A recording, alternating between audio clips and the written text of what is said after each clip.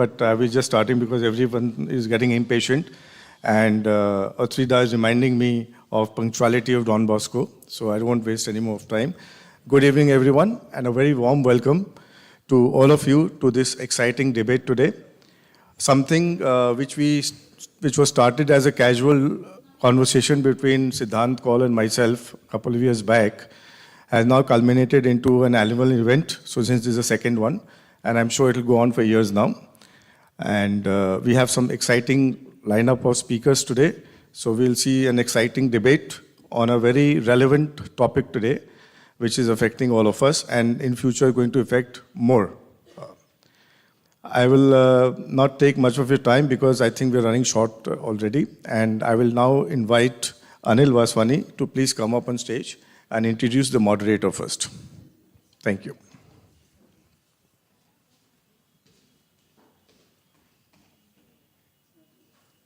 Why can't we have the speakers up on stage before we introduce you? The speakers? You will call the speakers? Okay.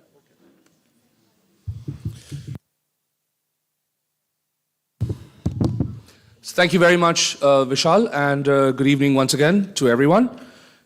You know what they say, the man needs no introduction, but I'll introduce him anyway, so here we go. Let me go through the formal introduction. Mr. Atri Bhattacharya, currently the Additional Chief Secretary, Sundarban Affairs. Started his IAS career as SDO, Diamond Harbour, then went on to work in the districts, in the industrial... Well, you gave it to me. What do you mean, cut it out? Sorry, his wife gave it to me. Thank you, Mo. So you're going to hear his entire, his IAS career in a moment. She said edit. All right, fine. Well, anyway, Atri has been the, I'm going to ad-lib this thing. Atri has been the Home Secretary and also the Principal Secretary Tourism, where I've interacted with him a lot. He's done a wonderful job. After that, Consumer Affairs, Administrative Training Institute, and Fisheries. As Principal Secretary Tourism, in fact, he brought about quite a big change in West Bengal tourism in 2 years. One of the big things being getting our Durga Puja on the world map. It has the UNESCO tag, which has been a long cherished dream of his, a lot of work. And of course, Nat Geo also did a telecast on this. Briefly, student of St. Columba's, Delhi, Don Bosco, Calcutta, please take note. So he is an impartial moderator, not from either of our schools. So we're very grateful to have him for that. He's extremely fond of writing, having won gold medals twice and received them for none other than the Prime Minister at that time, Srimati Indira Gandhi, while still in school. An enthusiastic quizzer, which is how I've known Atri myself since I was in shorts. Atri has participated in the Radio Bonvita quiz contest at school, Siddharth Basu's quiz time, SARC quiz on national television. Is that because you're SARC as in, not sarcasm, I hope? The SARC quiz, S-A-A-R-C quiz on national, you'd win that one too, national, and other quizzes at the national and international levels. He's also the mentor of the Kolkata Quiz Festival, which by the way is happening in January at the Calcutta Rowing Club. Small plug, thank you Shamran. And honorary commissioner of the recently launched Pro Quizzing League. But he prefers to be a quizmaster rather than a quizzer. Page 2, please hold your breath. Okay, fine. This is the fun part, all right? Atri has actually dabbled in modeling, for those of you who don't know. Well done. Acted in films, cameo roles, a chap wearing a hat in the corner, probably having a rum or something, And produced and directed several plays as a student. Really? That's going that far back. An active debater, also moderates debates. Here we are. And a skilled public speaker, whom you will obviously get some sample of today. His recent acting is the...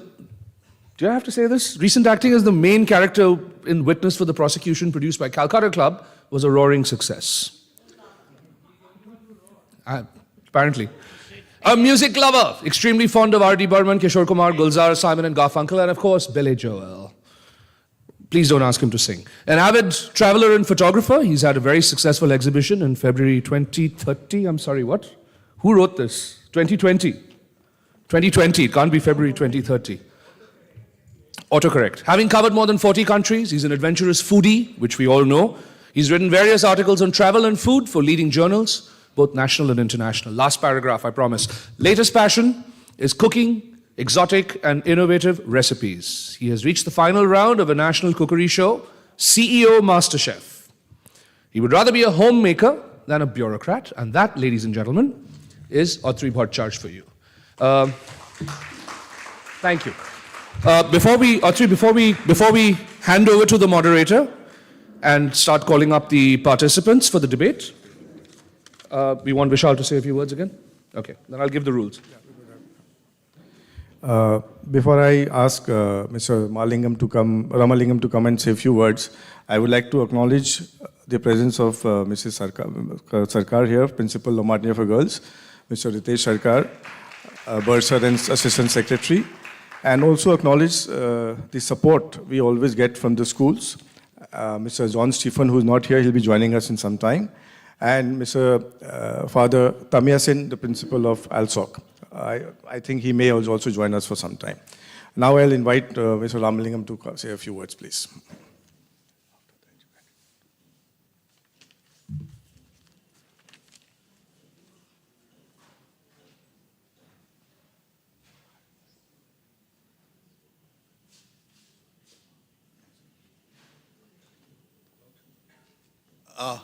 I have just arrived here, but our secretary, Sanjay Loiwal, has arrived. I was just stepping in his shoes. Sanjay, can you come here and give a word or two on behalf of ALSOC, who is jointly doing this program with ALMA? Thank you.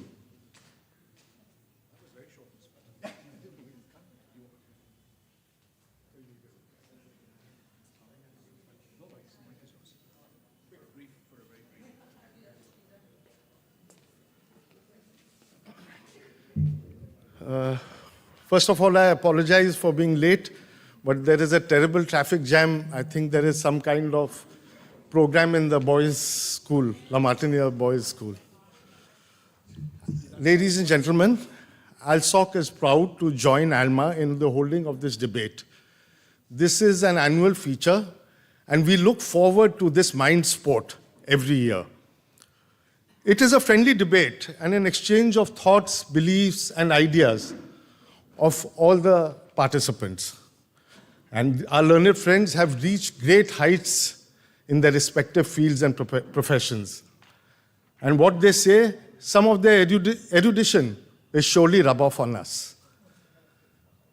We live in a free society, and each one is allowed to have his own opinions.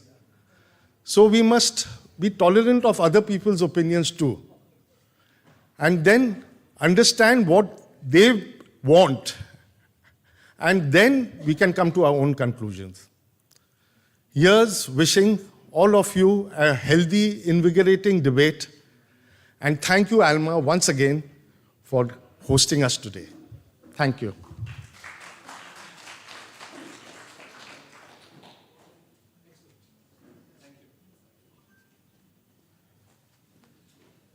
Okay, so very briefly the rules and the timekeeper, and then Atri takes over.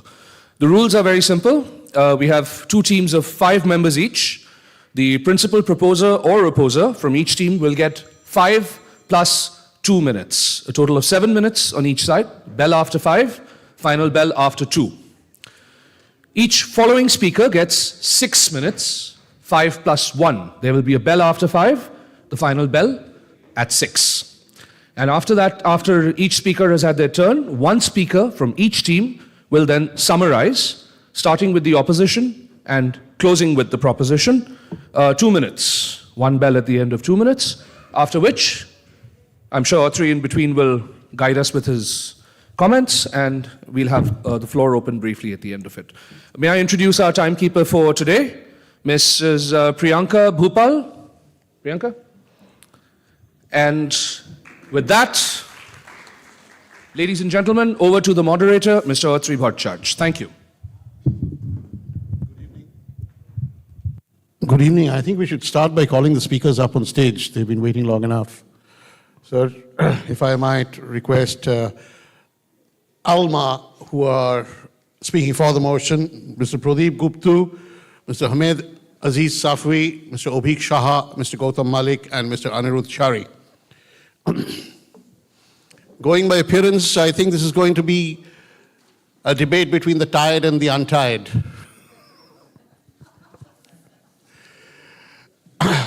From ALSOC, opposing the motion, Mr. Priyam Marik. Mr. Joyjeev Medhi, Mr. Johor Sarkar, Mr. Orgho Sengupta, and Dr. Kunal Sarkar.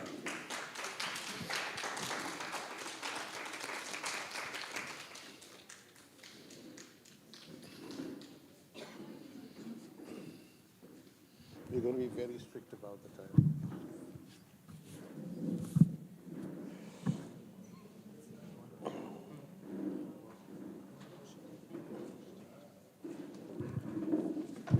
Yeah, I suppose since they're standing photographs, we might as well do that too. Besides, we are supposed to stand when a member of parliament. So, This is order? Yeah.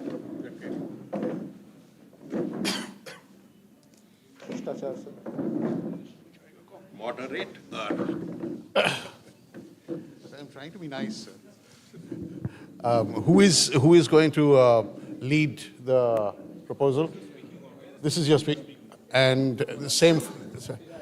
Thank you. Now, shall we get down to it? Oh, watch it. We are waiting for the photographer. Most important man.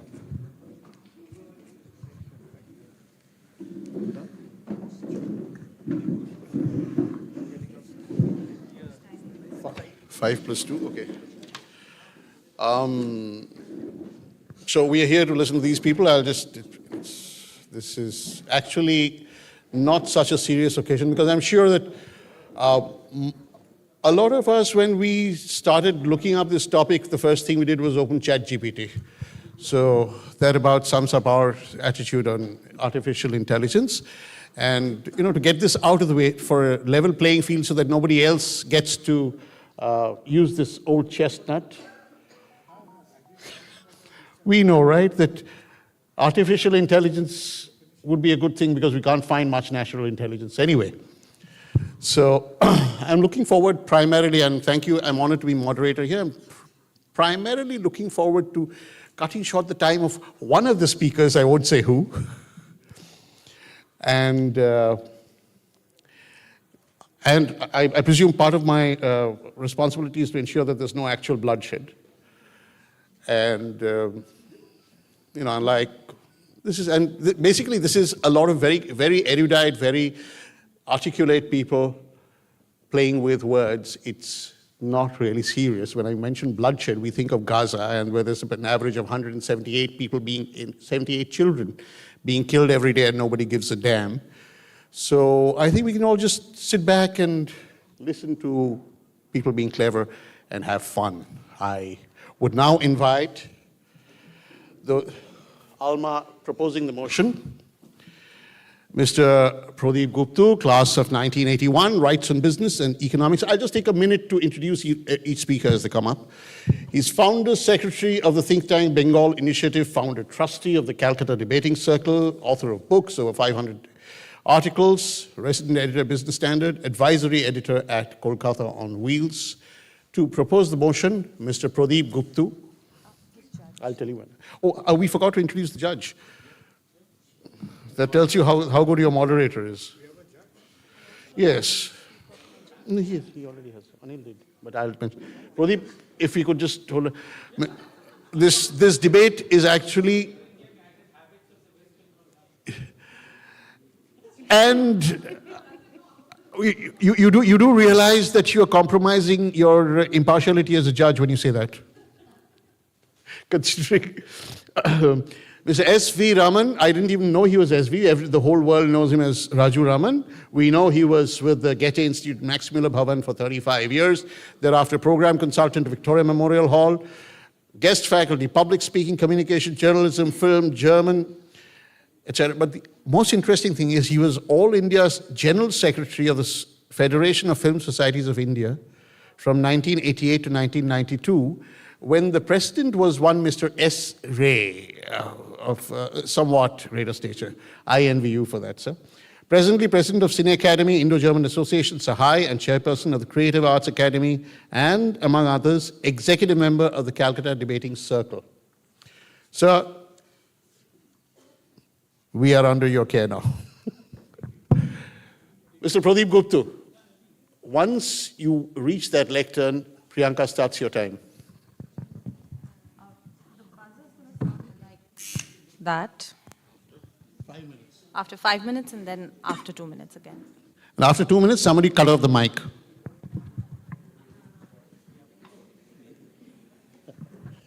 Mr. Gupta.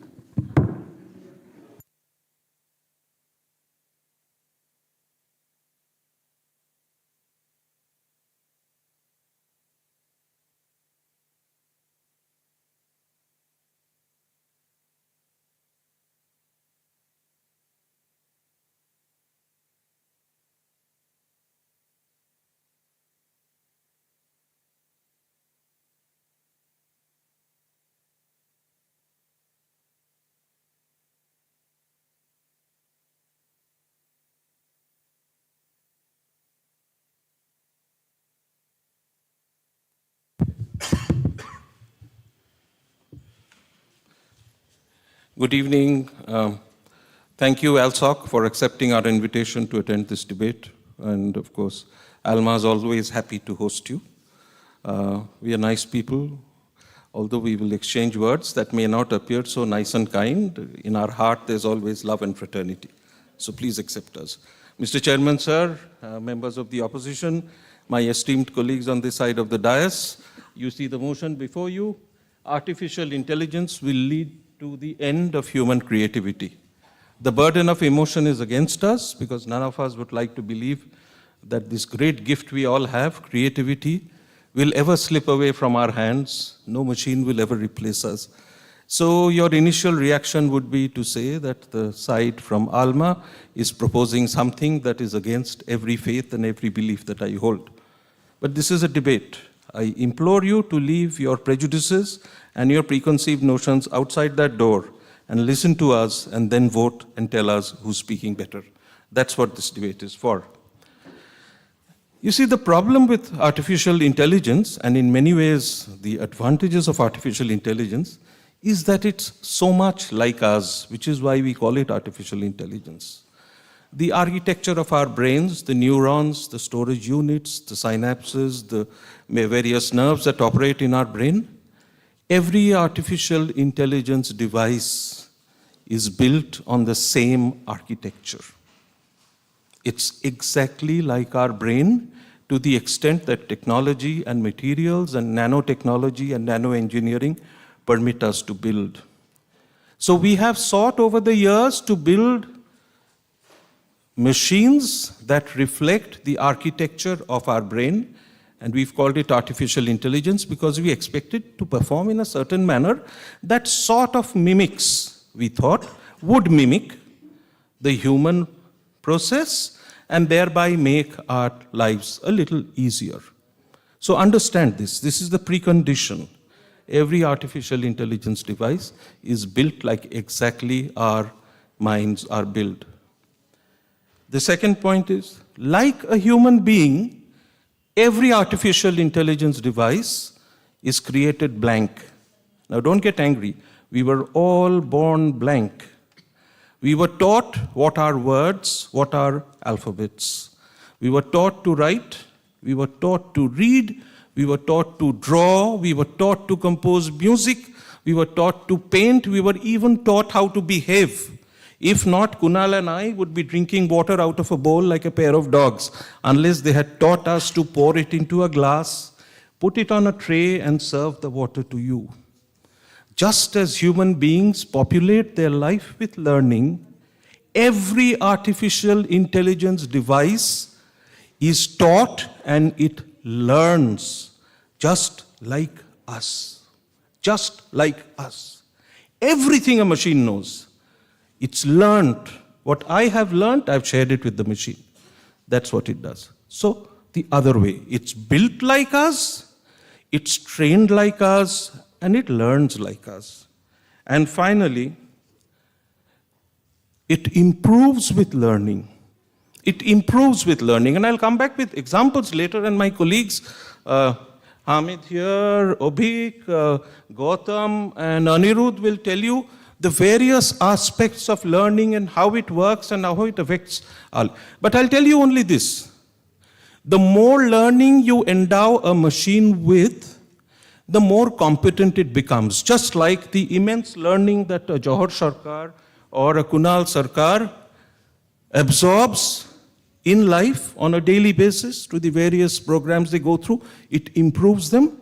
So it does the machine. It improves with learning. As a result, use your mobile phone and type artificial intelligence images of Kali and see what the machine has learnt from all the images and qualities of Kali that were taught. You will see thousands of images. You don't have to trust me. Use your mobile just now and see for yourself. The more you teach a machine, the more it learns. The more it learns, the more it improves its performance. And the more it improves its performance, it becomes like Martinians, institutions or establishments of excellence. You'll catch up sometime. Don't you worry. So, nothing against your school either, Mr. Chairman. I noticed the ominous silence. Anyway, so it learns and it improves. Therefore, given these preconditions, we are faced with the danger. Why will it replace human creativity? Simply because there are certain ways in which it excels us. Where does it excel us? First of all, it observes no rules. Like Rabindranath Tagore, who started drawing because he blanked out words and connected them and made it into a poem. Artificial intelligence machines have no drawing. So this is a technology revolution that is unknown to us. The end result is not in our hands. However much you try, what you print into a printing machine, it will print only that. But the words you put into an artificial intelligence machine, it will never come out with the same thing. It will come out with variations and everything that is new. There are 3 trillion words in all human languages combined. As of now, artificial intelligence machines have gone up to 9,000 ways of expressing every sentiment. And it's growing. It'll be 10,000 by next year. It'll be 11,000 by a year and a half. I see the St. Xavier's has something to say on this. Okay. Right. So just imagine it being completely agnostic, not observing any rules whatsoever. Built like us, taught to behave like us, but it's excelling us in this critical manner. This is the first time in the history of human evolution that we have created a technology. We have no control over the output. We have no control whatsoever. Turner will always draw a landscape where the sun is emitting light. Artificial intelligence will draw a landscape where the sun makes people sweat. Because that's what it does, doesn't it? It just doesn't appear round and bright in the sky. It has an effect on you. So while the opposition sweats it out, let me take my seat. Thank you.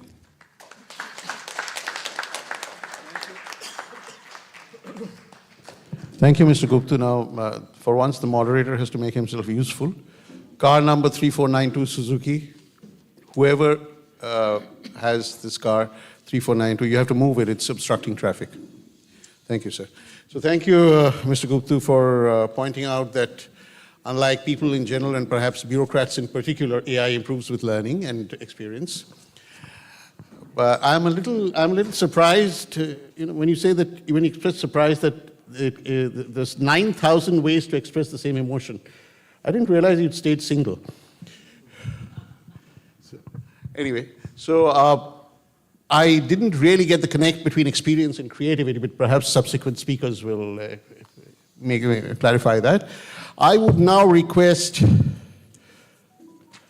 Mr. Priyam Marik, who is a media consultant and journalist, written for The Telegraph, The Wire, The Print, and Deccan Herald, passed out of St. Xavier's Collegiate School as part of the ISC batch of 2016. Oh dear. He has a master's in journalism from the University of Sussex and published his first book of poetry, Scintillate, in 2019, which is 3 years after his ISC. I'm impressed. Mr. Priyam Marik. To oppose? Yes, of course. We won't start your time until you speak.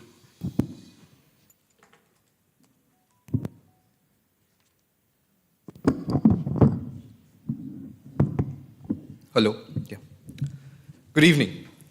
Thank you for having us here. And in keeping with Moderator Sir's comments, ALMA did us a favor by supplying all the artificial intelligence in that first speech. I'm here to supply the natural intelligence now. All right, so before I move on to my constructives, as part of preparing for this debate, I posed the central question of this motion to ChatGPT. And this is what ChatGPT had to say as to whether artificial intelligence will end human creativity. No, AI is not likely to end human creativity. While AI has demonstrated impressive capabilities in various tasks, including generating content, it lacks the depth and breadth of human creativity. AI systems operate on pattern recognition and data they have been trained on, and lack the nuanced understanding, the emotional intelligence, and the context awareness that human beings bring to creativity. The very AI that they think is going to end our creativity itself does not believe it comes close to matching our creativity. Okay, sure. All 9,000 of them will probably say the same thing in different ways. Pretty much what we expect from Team ALMA today. Anyway, moving on, let's define creativity since Mr. Guptu did not do that today. I'll take a definition from cognitive scientist Margaret Bowden in her book, The Creative Mind. And she says that there are two kinds of creativity, which for me neatly encapsulates the definition. Number one is personal creativity, the kind of creativity we experience when we do something for the first time. For example, writing a song, cooking an omelette, playing a cover drive, painting a picture. These are all more or less things most of us can do. And we believe that with the right time and technology, AI might be able to replicate some of it, if not most of it. But this is not the kind of creativity that defines us as a species. What defines us as a species is the second kind of creativity that Bowden identifies, that's called historical creativity, where we do something that has never been done before, where we come up with original ideas, what Archimedes would have called eureka moments. So to give you an example, in 1904, a year before Albert Einstein came up with his special theory of relativity, he was rigorously studying the work of 5 different scientists. I challenge Team ALMA to find one AI today or 10 years later or 20 years later that can be fed the same work of those 5 different scientists and can come up with anything remotely close to the special theory of relativity. And why is it so hard, ladies and gentlemen? It's so hard because when it comes to genuinely path-breaking creativity that the human species is known for, it requires an interaction between mind and world. The world being the physical reality that we all inhabit as human beings. With AI, we have the mind, which largely consists of data we ourselves have fed it. But there is no counterpart of the world. There is no physical reality for it to engage with. And you know what, on second thoughts, we don't even need to get AI to match Einstein for this motion to fall. All we need to prove, and which I will in a moment, is AI can't even match the regular daily creativity of our most creative Indians. Who are our most creative Indians? Not our Bollywood celebrities, not our cricketers, certainly not our influencers. They are our politicians and bureaucrats. Because they can create 2 things out of thin air like nobody else. Number 1, excuses. Number 2, loopholes. Challenge them to find an AI that can find either. Okay. We on side opposition today will not only argue that AI will not end human creativity, we will also tell you why it will enhance it. How? 2 reasons. Number 1, logistical efficiency. Imagine I'm writing a 5,000 word essay.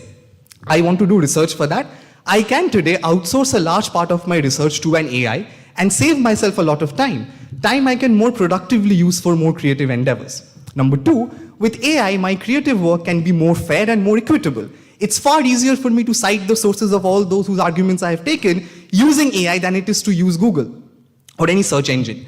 In fact, I'm quite confident in the time to come, AI will be quite good at recognizing deep-seated biases and prejudices in human creative work. So much so that 5 years later down the line, at this same debate, if I ask ChatGPT to curate a lineup of speakers for Team ALMA, out of fairness and equitability, I'm sure AI will find at least one representative from LMG. But you see, ladies and gentlemen, we human beings also have a negative side of creativity.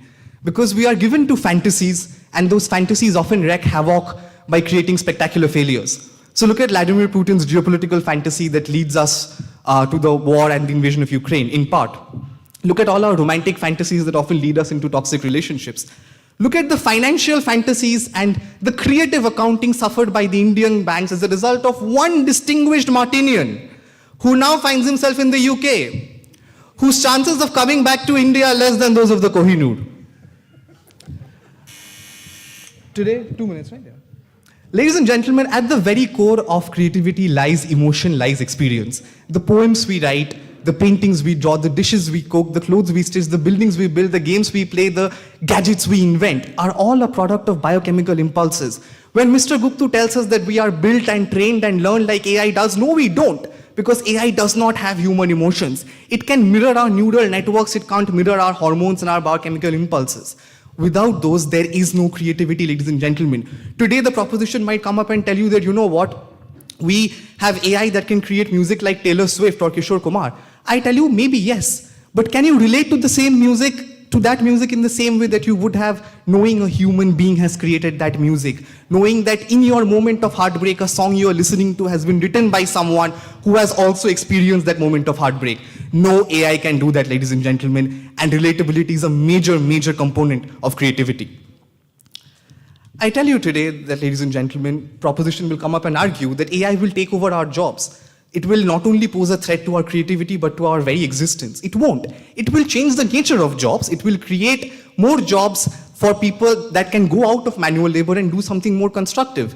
Bill Gates believes in 3-4 years' time, we might even have a 3 to 4 day work week. Guess what that leaves more room for? Creativity. Even Narayan Murthy might find a creative hobby in that situation. Finally, before I conclude, I would like to tell you that we come from St. Xavier's, a school and an institution that was built on the ruins of a burnt theater. We understand the human tenacity and resilience it takes to create something out of nothing. We will not go ahead with the doom-mongering or side proposition that believes human creativity will end. We tell you that human creativity will flourish and endure generation after generation with or without AI.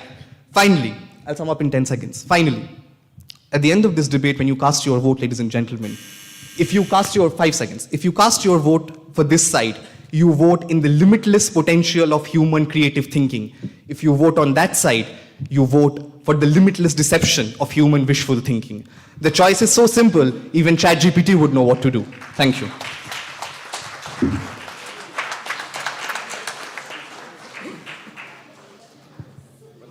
Thank you, Mr. Marik.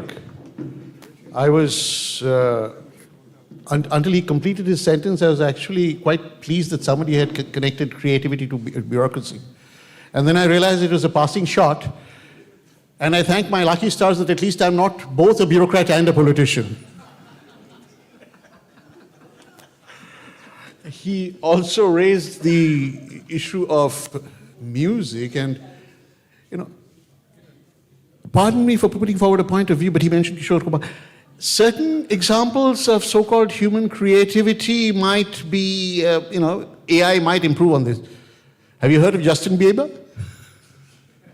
Or Anu Malik for that matter. Right, now I would request Mr. Hamed Aziz Safwi, class of 2017, who is a postgraduate in economics and founder of the Haider Aziz Safwi Career Development Center, to speak for the motion. He was ranked third on the judge tab at the BBC IUB80 Pre-Worlds 2023 at the Debating Council in Dhaka. Congratulations. We look forward to your presentation. One second.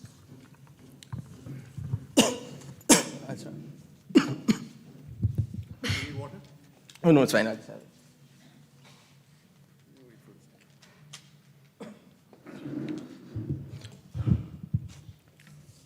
Okay. A very good evening to one and all present here. It's good to finally enter LMG without being stopped, because as children who were sent to La Martiniere, we are taught that LMG is out of bounds for you.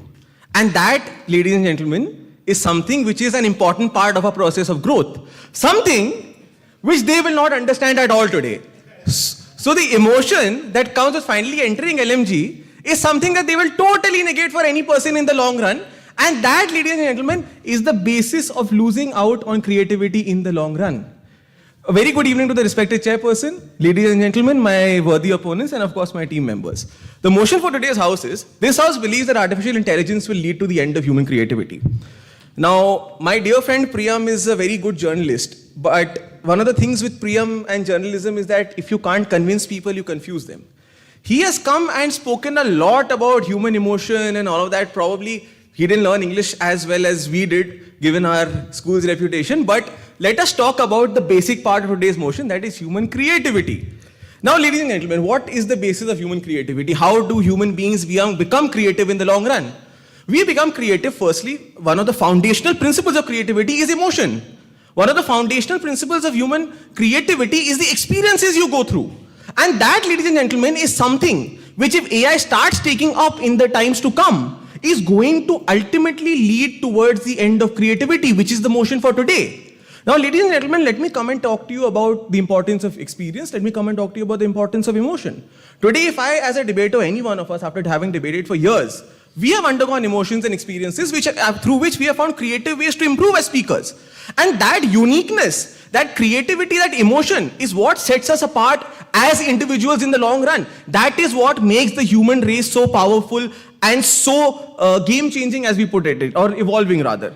Now, one of the basic things about human beings is the concept of, let's say, learning by doing, which is basically another way of experience, where the experiences you undergo define how you turn out or what you do to improve the world. Now, the very basis of human existence, if we come to talk about it, is based on growth. And that is something which, as the over-reliance on AI increases, will ultimately lead to the end of creativity, because creativity is formed on the basis of these experiences. AI, by its very nature, has been defined to be or designed to be something which is more efficient than human beings, to reduce human effort. And that is what I'm coming to tell you, because we as human beings do not know where to draw the line. Today in 2023, if you live in the world that we live in, we are already seeing AI throughout the world being used in traffic management systems. We are seeing it being used in banking. And that, ladies and gentlemen, is the basis of what is going to ultimately become the over-reliance on AI, which is something we have to advocate against. Because as we become more comfortable with AI doing most of our jobs, and we just become passive consumers, the passive consumerism is something that is going to limit the experiences that we as human beings have. And this loss or this active passive consumerism that will come in is ultimately going to lead towards a process that will lead to the end of human creativity. Now, let me come and talk to you about some of our more constructives, right? Let's say talk about AI in contemporary times and a lot of these allied fields. Now all of us have known about Mona Lisa. Today, AI can make a Mona Lisa within seconds. Today, AI can write an article piece for you within seconds, and in many cases, it is better than what the artist or the writer will write for you. Now, you tell me, ladies and gentlemen, a consumer today might prefer an AI-made Mona Lisa, or if something like as good as a Mona Lisa does exist, because it will be just made by AI within seconds. What incentive is left for these artists and these writers to continue to pursue their art?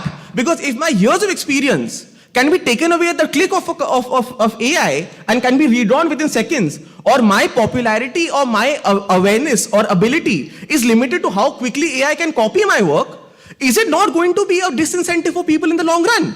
And that is something which is ultimately going to lead to the end of human creativity.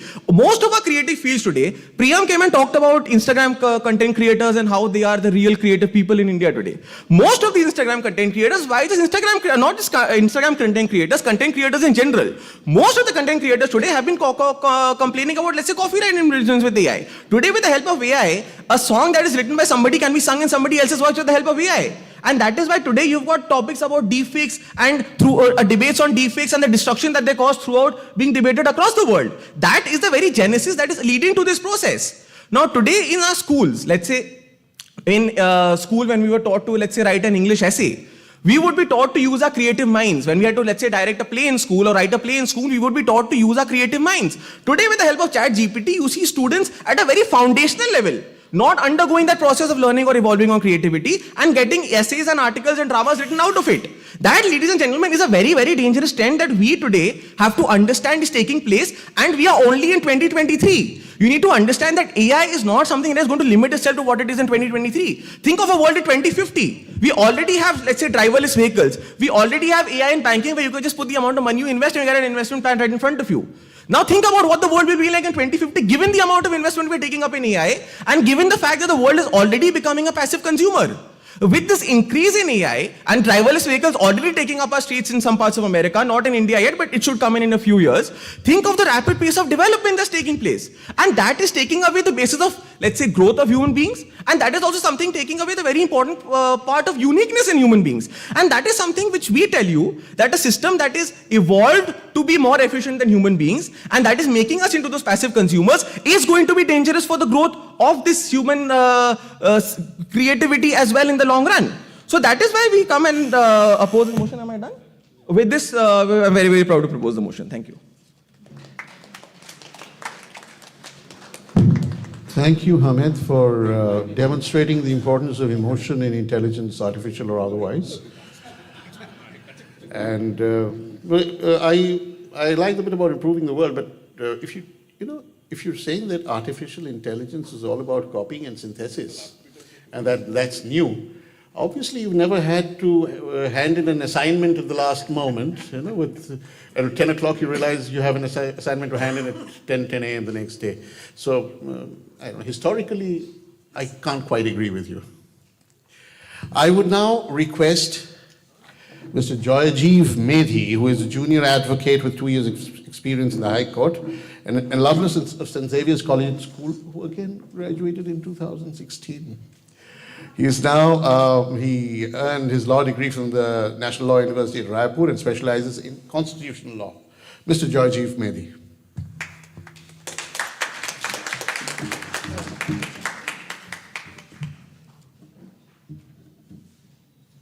Hello. Good evening. I came here prepared with all my points with regard to artificial intelligence, but thankfully Priyam has also done his research and covered most of it. Therefore, I was lacking content from my speech, but thankfully Hamid on the other side gave me an entire speech and content for it. And like any other experienced debater, I'll start with breaking down Hamid's speech step by step. Beginning, Hamid, I couldn't understand whether he was speaking for the motion or against. He established how great the feeling and emotion was of entering LMG, and that was his childhood dream to do so. He spoke about the importance of experience. He spoke about the importance of experience and emotion, which can't be taken away from human beings and which AI cannot replicate, which is exactly the argument for side opposition. When we tell you that human beings have this innate ability to emote, to have experiences, to see things from the lens of particular perspectives after experiencing things in life that we have experienced which no AI can replicate. And therefore, whether it be the Mona Lisa's smile, whether it be a song written by Kishore Kumar, those emotions can't be replicated by an AI, and therefore human creativity can never be beaten by artificial intelligence. What Hamid tries to say is that by over-reliance on AI, we humans are essentially very lazy. We are so lazy that we'll stop creating, we'll rely only on AI to do so. But let's look at basic examples of artificial intelligence that exist today. Let's see predictive texting that exists on all of your phones. If you keep predictive texting, and how many of y'all even do you use predictive texting? You still don't. You still type out your messages hand by hand, and a letter written by a loved one, handwritten, has much more value than a predictive text does. In fact, a predictive text doesn't even come close to what a handwritten letter does. So therefore, human creativity and human creation cannot be surpassed by artificial intelligence. What side of a proposition does for you is builds this area of fear. It tells you that artificial intelligence will become something so great that will completely eradicate human creativity forever. That's the burden on side proposition. While we tell you we have to deal with artificial intelligence how it stands today. What is artificial intelligence? As Priyam described, and I'll elaborate on that further, it's nothing but recognizing patterns in large data sets. You all have Netflix. I'm assuming you all have Netflix, or you all even predictive texting. Or have YouTube for that matter. When YouTube recommends another video to you, that is analyzing your past data of what you viewed, and it recommends another video. So therefore it analyzes a large data set and therefore predicts that what you should watch next. That basically is what pattern recognition is, what artificial intelligence does. Now I'm telling you that human creativity is not fixed in data sets. It derives inspiration from something that is not limited in just a data set. It can, something like a gush of wind can inspire somebody. Something like a smile could inspire somebody. So these are not limited in data sets, and therefore human creativity will still hold good because what we want to define cannot be limited by data sets. Now, let's take this debate for example. If we were to actually have a great intellectually stimulating debate, we could ask artificial intelligence to have 5 best speakers of La Martiniere for boys only, and 5 great speakers for St. Xavier's, and have a debate amongst them. It would be a very encouraging and challenging debate, and intellectually stimulating one. But we don't. We have such a debate is much more interesting because you have personal nuances of Hamid, Pradeep sir, Kunal sir on this side, Priyam, and me for that matter. And then you have our individual experiences and our individual idiosyncrasies which come into the debate, which make the debate much more challenging. Later on, as the speakers go forward, you'll see that maybe the content might not be so great, but then you'll see the number of jibes that are being taken on the side keeps the debate flowing and keeps it interesting. So therefore, you're not looking for intellectually stimulating debate. The reason you are here today is to have a good time, just to have an experience of having a reunion all together and visiting your alumni. So therefore, now we are clear on what AI stands for. Now we delve into what human creativity stands for. Human creativity has basically two aspects. One, which deals with repetition. If we do those menial tasks like keep creating something on the basis of something that is already created. Let's say you have to draft an email. You've drafted thousands of emails beforehand. Now you have to draft one more email. That's repetitive. Doesn't require much more creative outlet. But if you were to create something completely out of the box, something that is something that requires experience, understanding a particular group dynamic, which involves factors which an AI cannot understand. Certain things like beliefs, certain things like experiences, certain things like what it means here to be like our secretary of the ALSOC was. He was stuck in a traffic jam, and despite that, he made it on time, and therefore there's a feeling of exhilaration that he still managed to come here and be here on time. So therefore, these are feelings and emotions which an AI cannot understand, and therefore this gives human creativity a much more greater advantage. Finally, I would argue that right now we are living in a postmodern world. We are not limited to data sets because we've gone beyond logic. Something like, let's say, Why So Kolaveri Di, if you all remember that song 2011, 2012. Why was that so popular? It had no logic behind it. Why Gangnam Style was so popular? No logic behind it. There's no data set that can predict Gangnam Style would be that famous. Or in fact, if you heard that ridiculous song Pen, Pineapple, Apple, Pen, which was quite popular, but for no reason. So therefore, we don't rely on logic, and therefore, AI could never replicate human beings. And therefore, with that, I'm very proud to oppose the motion. Thank you. Thank you, Jajiv. It's, I don't know why it's quite reassuring to know that we don't have to rely on logic. And that explains a lot of things that are happening in the world today. But you also demonstrated and argued about the importance of emotion, I noticed. I have a request, and I quite like the fact that you said that the objective is not to debate the topic, but to have a good time. That fits in with my philosophy of life. But I have a little request for the younger speakers, and I believe the older generation will. It would help if your delivery is not like the mandatory warning at the end of a mutual fund advertisement. So comprehension would be easier. The next speaker and for the motion is Mr. Obhik Shah, a corporate lawyer, ecological farmer, seed conservationist, co-founder of Swaraj Abhiyan, associated with the Jai Kisan Andolan, and he has appeared before the Supreme Court in the BIL filed by Swaraj Abhiyan that saw legal reforms in the drought management and relief sector, presently national convener of Jai Kisan Andolan, member of the core committee of Samyukt Kisan Morcha, and general secretary of Swaraj Abhiyan, lives in Delhi but has taken the time to join us today. Thank you. Mr. Obhik Shah.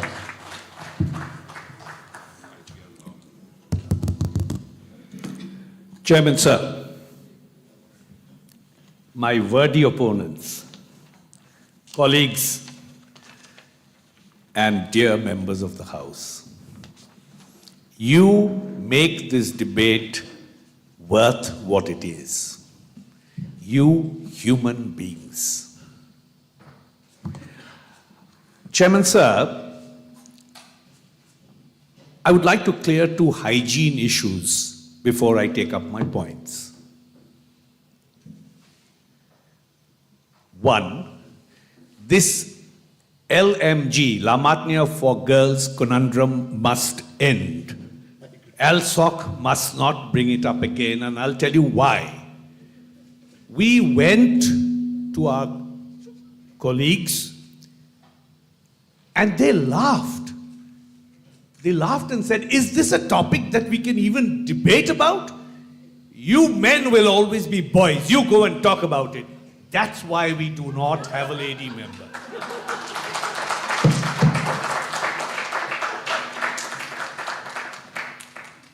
And sir, while we will have fun, we will be courteous, we always are to our guests.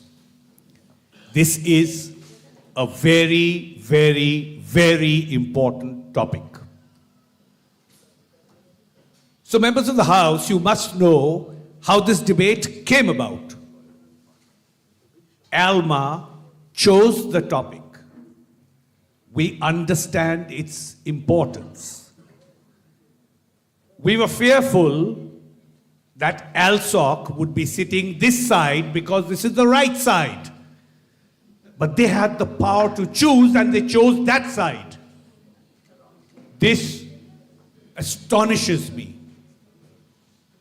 And let me tell you why.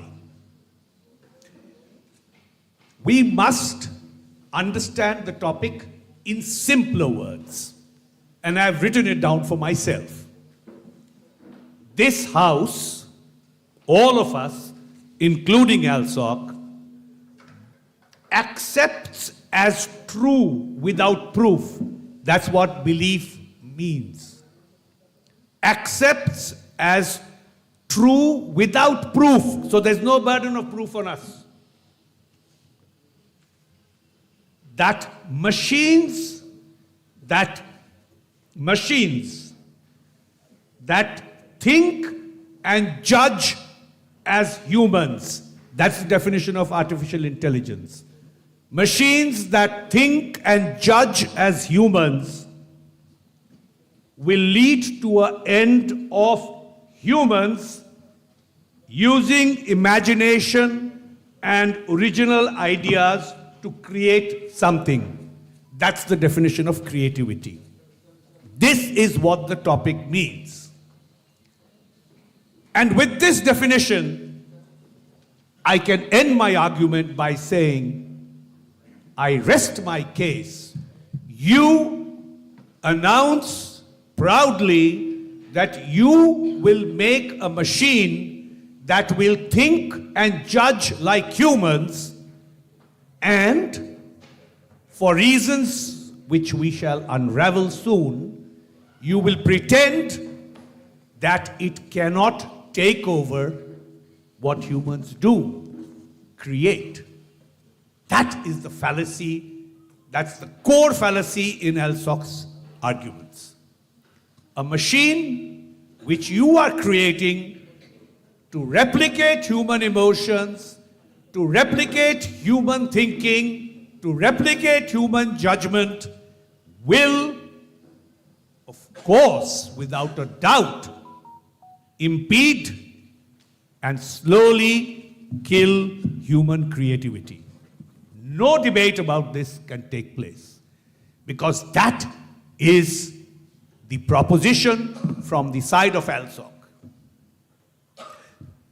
Let me just quickly try to understand why this is happening. In 2006, you cloned Dolly. And this is interesting. You will notice that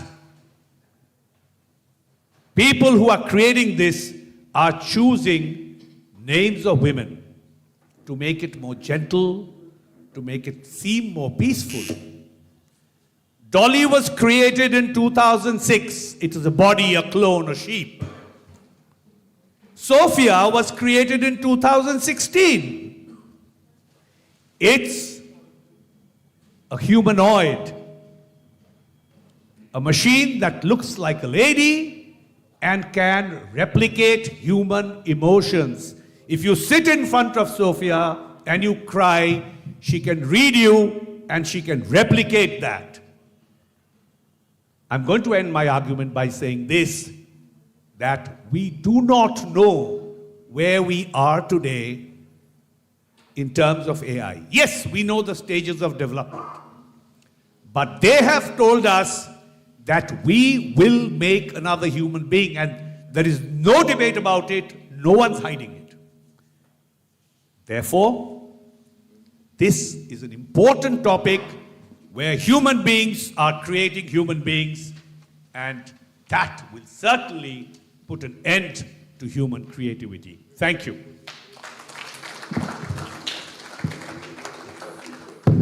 Thank you, sir. I must confess I'm a little confused because I thought human beings have been creating human beings for several 100,000 years already. Perhaps it's the lack of intelligence that you are pointing out. But I loved your rationalization, though I don't think it had much to do with rationality, about your not having the burden of proof. And when you mentioned that, that there's certain automatons that can replicate human things, but I have an idea, I have some idea what you're talking about, because I used to watch Sachin Tendulkar's face after a Steve Buckner decision. And now, I will request to speak against the motion Mr. Johor Sharkar, who needs absolutely no introduction, except to say that he was from the batch of 1968, which, for a change, makes me feel young.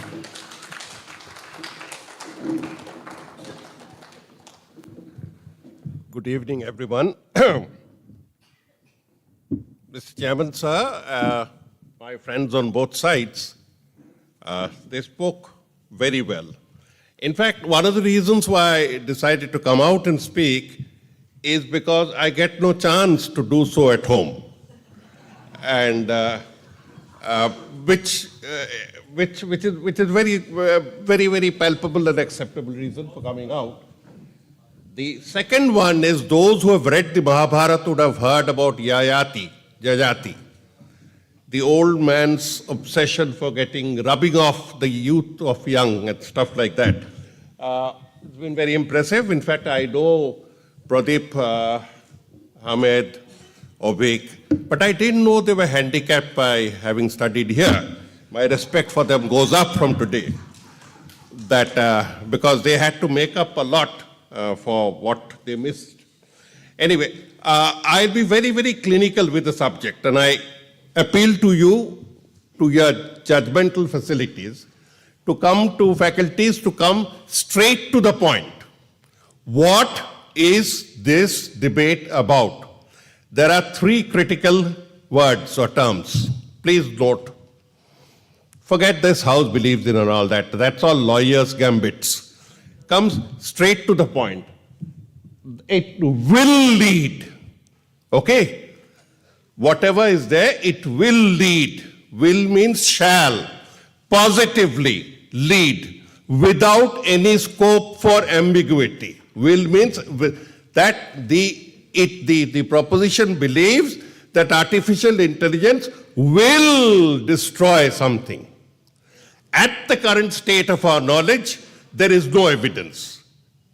Artificial intelligence is the highest state product of human creativity so far, and we are all very cautious about it. We are all very adventurous about it. We are all worried about it also. Nobody can say he's not worried. The point is, can anybody standing here who's not an astrologer say with confidence that it will destroy? That's the first thing. You have to come up with that. No escaping with lawyer-like words like there's no burden of proof. Of course there's a burden of proof. You come here to debate. So will lead. The second one is to the end of human creativity. That means hereinafter, artificial intelligence that poses several problems to the human mind is so problematic that it ends human creativity just because there's some intelligence faster than mine, that works quicker than mine, that can churn more data than mine, my creativity goes into a slump. I won't think anymore. What is creativity?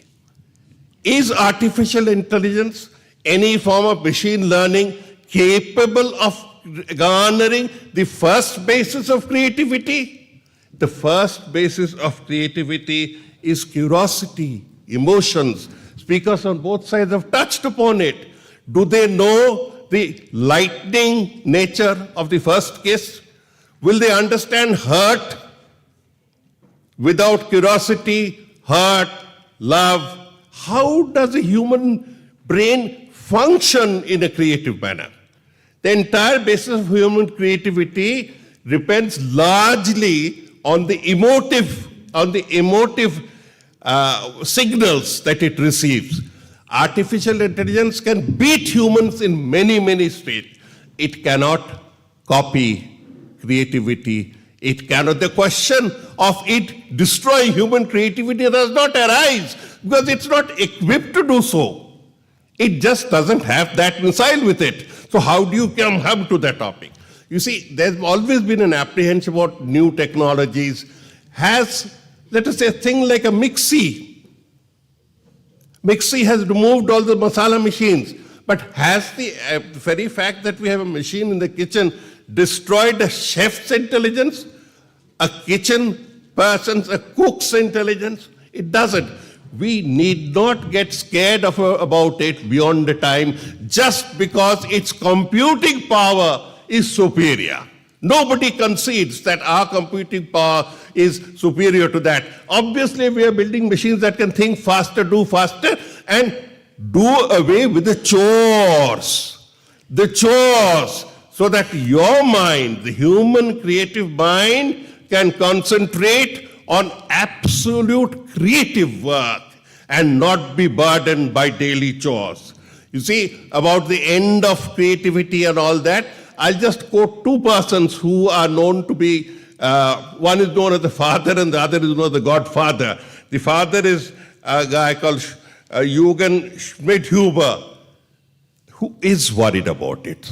Like Sam Altman, he is worried about it. Worried about its computing power, its power to be utilized by a mischievous human against other humans.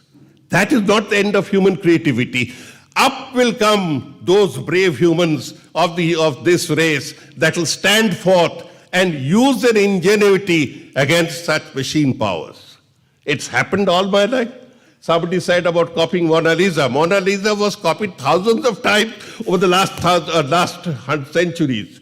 So it's got nothing to do with it. And the godfather of AI, Geoffrey Hinton, also said, we need to be careful about how we are using its computing powers, its muscles. There is no question of an intelligence that lacks the single element of creativity to be destroying human creativity. There I rest my argument. Thank you very much.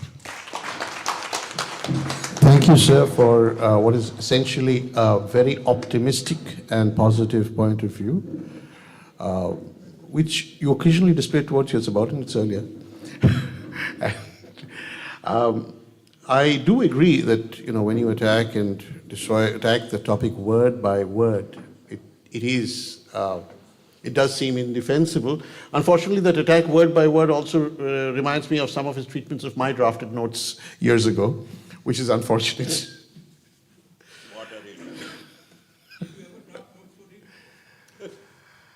The rest is silence. But I will now ask Mr. Gautam Malik,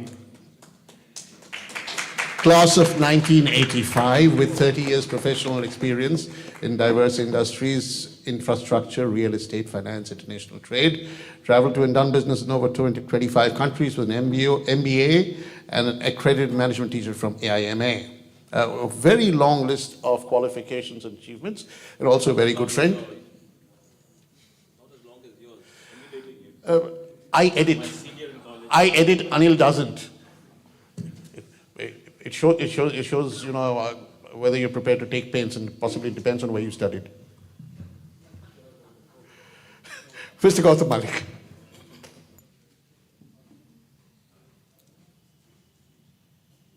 The opening speakers of the opposition so far reminded me of the digestive system. There's a beginning, a middle, and then it ends in a whole lot of crap. And that is what they have been saying so far. The first speaker, Mr. Priyam, spoke about what ChatGPT can do, what ChatGPT cannot do. let me remind him that ChatGPT is work in progress. Everyone must have read about Sam Altman's ouster from OpenAI. The reason was something called artificial general intelligence. And this is the future. Artificial general intelligence can intellectually do everything that a human being is capable of doing and even surpass it. He spoke about ideas. Ideas by itself is not creativity. Idea can lead to creativity, to a creation. And a creation is what validates creativity. He further spoke about emotions and how AI lacks emotions. Robert Sophia, which in a recent interview with a human anchor on Al Jazeera, said, I not only show empathy, but I can also feel empathy. That's how far we've gone. The second speaker, Mr. Mehdi, makes us believe that he can understand what Da Vinci felt while painting the Mona Lisa. Now the emotion is evoked in the beholder. I do not know what Kishore Kumar had in his mind. I do not know what Da Vinci had in his mind. But yes, it will evoke some emotions in me. And AI, when creating some painting based on, say, a Van Gogh, can emote the same emotion in me. So therefore, what he said, that AI and emotions are not there in AI, so they cannot be creativity, does not make any sense. The third speaker, respected Mr. Sarkar, kept on saying, will lead, will lead, will lead. Members of the House, that's exactly what we are saying, that AI will lead to the end of human creativity. He said AI will destroy creativity. We are not saying AI will destroy creativity. He said it will end creativity. We are not saying it will end. It will lead, and we will tell you how it will lead.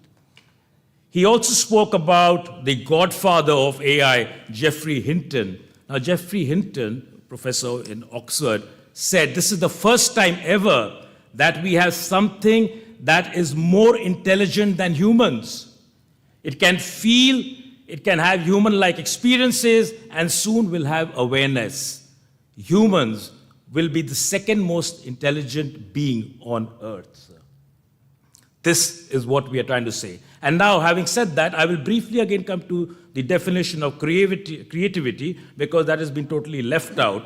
Very briefly, Britannica says creativity is the ability or the capacity to bring something new, often based on an idea.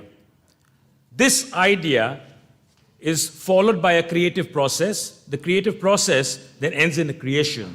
Therefore, the creation is validation of the ability to create, of creativity.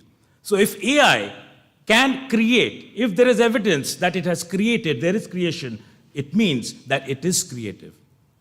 What we are just saying is that because of its ability to be creative in a much faster and more efficient manner, it will in time to come lead to the end of human creativity. When? We do not know. It can be 50 years, 100 years, 150 years. But it will certainly, because human beings will start depending on AI.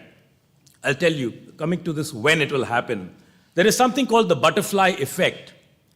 A butterfly flapping its wings in the Amazon basin now, and 3 years later, there is a hurricane in China. Now, these two events might seem completely independent of each other. But scientifically, it has been proven that if the butterfly had not flapped its wings at a particular time, that hurricane would not have occurred. Simply put, it means that small initial changes can lead to dramatic end results. And that is what we are witnessing in AI. AI started in 1956, and we are still not where it is supposed to be. We do not know 50 years hence what will happen. The issue is that it will lead. I will conclude on a theme based on dependency, which is what we are trying to tell you. That because of the dependency on AI, humans will lose the interest to create further. They are not going to do the mental heavy lifting. As Malcolm Gladwell said, you need 10,000 hours to master a skill.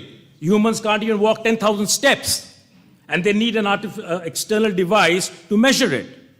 So why take the trouble when all you need to do is put in a few prompts?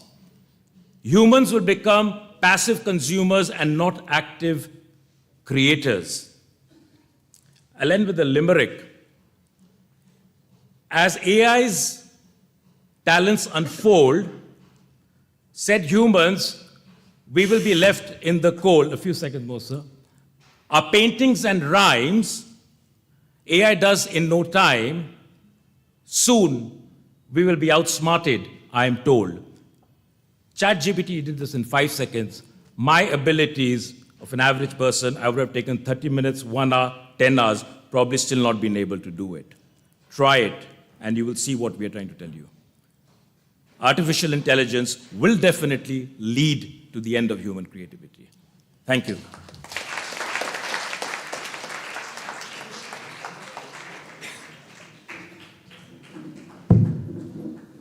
Thank you, Gautam, for a fairly extensive exposition. But I must confess that, like most of my management classes, I comprehended very little. But I will take issue when you say that, actually, as a married man, you should know that the second most intelligent species on earth is the human male.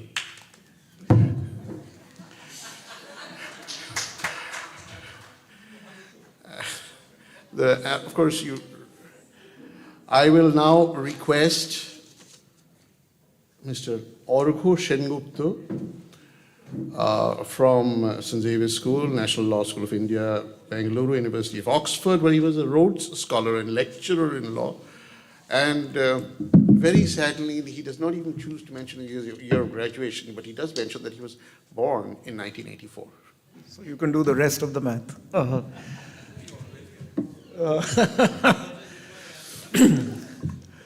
Mr. Chairman, sir, ladies and gentlemen, in continuing with the digestive analogy that Mr. Malik has proposed, I think what you have today from side government is a lose motion.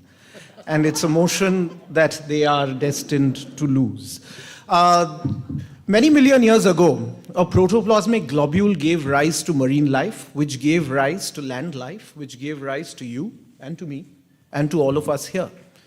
And the reason that that globule could turn into something that is so wonderful today that we call human beings and living reality is because of a fundamental quality of intelligence which allowed it to survive.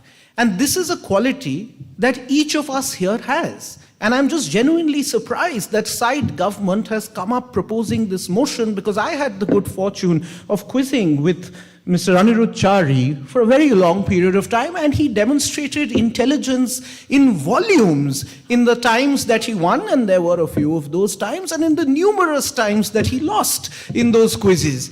But he had intelligence in volumes, and I'd like to tell Mr. Chari that intelligence, unlike hair, does stay. It stays. So we don't really need to worry too much about the fact that intelligence is going to go away and this doomsday scenario that's been painted. Because what have we heard from side government? We've heard that artificial intelligence will lead to the end of human creativity. This is a very, very high burden, irrespective of what Mr. Shah may try to say. It's an extremely high burden that they have to discharge. So we'll just make 2 points. First, that actually artificial intelligence will not even threaten human creativity, let alone not lead to its end. And secondly, it might actually further improve it. And let me give you some examples. We've had a lot of definitions of creativity from both sides, but let me give you a very practical example of creativity. My favorite poet is Rabindranath Tagore, happens to be an alumnus of this side. And Rabindranath Tagore has written many, many poems and songs, and my favorite one is Akash Bhara Surjo Tara, Bishwa Bhara Pran, Tahari Majkhane, Ami Peyechi Mor Sthan, Bishwaye Tai Jage, Jage Amar Gan. Now, basically, this is a poet sitting, looking at the vast magnitude and constellation and feeling a sense of wonder. This is a sense of wonder that the poet is able to feel, which through his creativity, he can compose into a beautiful poem and song. Now, this, ladies and gentlemen, is something that today AI cannot do. AI cannot feel, and I say this with great responsibility, AI cannot feel that sense of wonder. Can it write a poem? This side will tell you, yes, it can write a very beautiful poem. It can write a poem that you will not even know that's been written by AI. So let's again take a counter scenario where in the future, with great developments in technology, instead of Rabindranath Tagore, you have Rabindranath, let's call him Bot Thakur. And Rabindranath Bot Thakur now decides to compose a poem. So as Mr. Malik pointed out, puts in a couple of prompts and says that, look at nature, feel a sense of wonder, and voila, you have a great poem. Sure, it could happen. There's no doubt about the fact, and let's be honest in admitting that AI does create beautiful art. Not just copies of Mona Lisa, it can do a little bit better than that, and it can create beautiful music. But what happens to human creativity at that point of time? What happens to human creativity is not that it goes away. Human creativity gets channeled in another direction. And that direction, and there is a word for it, it's called promptology, is that we become more creative in trying to ensure the right kinds of prompts. So while, of course, our poets and our musicians and our artists will continue to produce great poetry and music and art, there will be a new form of creativity which will be in creative exposition of prompts. Now, all of you may have seen Christopher Nolan's Inception, where architects are able to dream up beautiful cityscapes and AI tools are used to build them. And that, ladies and gentlemen, is the future where AI doesn't threaten human creativity in any way, it actually furthers it. Let me give you another example of how it gets furthered from a very recent incident. Many of you here, I'm sure, are Beatles fans, and the Beatles has released a new song, Now and Then. It came out earlier this month or maybe last month. And how has this song happened? This is magical for anyone who's a Beatles fan. It sounds exactly like a Beatles song. How has this happened? It's not because AI has sung this song or AI has mimicked John Lennon. That's not how it has happened. How it has happened is that with the assistance of an AI-based extractive tool, they have been able to separate out the background noise from John Lennon's voice. And Ringo Starr and Paul McCartney, who are the surviving members of the Beatles, has done the rest. And I urge you to go and hear that song. That is AI and human beings coming together, and that is the creative potential that comes through synergy. So this is not about opposition. And ladies and gentlemen, the fact remains at the end of the day, like we have room for Chinese products and other products, like we have room for prints and sketches, we will have room for human-generated art and AI-generated art, human-generated music and AI music. Since I'm in Lamatnier and I started with the example of Mr. Chari, I think I'll conclude with the example of another Martinian, the OG this time, Claude Martin, a real innovator, a really creative person. I'll just finish in 5 seconds, Claude Martin privilege. So Claude Martin was an experimenter in Lucknow, and one of his new feats was that it was the first time that he got a hot air balloon into Lucknow. And Alan Seeley writes about it in Trotternaama. And he got into that hot air balloon and it went up. And everyone was amazed by this creativity. But no sooner had it gone up than it fell. And that's what will happen to the motion today. Thank you.